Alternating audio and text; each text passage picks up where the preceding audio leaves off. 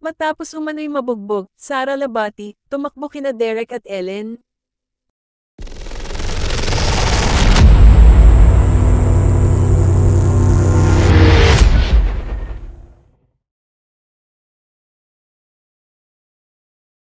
Ang mag-asawang Derek Ramsey at Ellen Adarna daw ang tinakbuhan ng aktres na si Sara Labati matapos mabugbog umano ng asawang si Richard Gutierrez.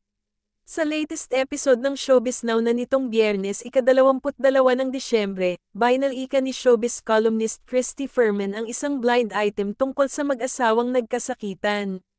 Matatanda ang noong nakaraang linggo ika-14 ng Disyembre, tinalakay ni na Christy ang tungkol dito at sinabing sina Richard at Sara daw ang tinutukoy sa nasabing blind item.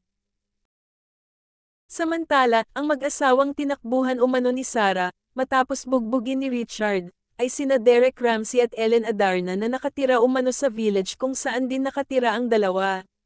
Pero sa panayam ni Christy kay Derek sa programang Christy Fair Minute kamakailan, pinabulaanan ng aktor ang tungkol dito. Ang sabi niya, walang katotohanan. Nakakainis, gigil na gigil ako, mabuti na lang nandito kayo nanay. Para di na lumaki ng lumaki ito.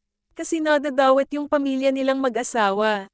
Walang katotohanan. Walang nagpunta dong babaeng duguan, pagbabahagi ni Romel Chica, co-host ni Christy.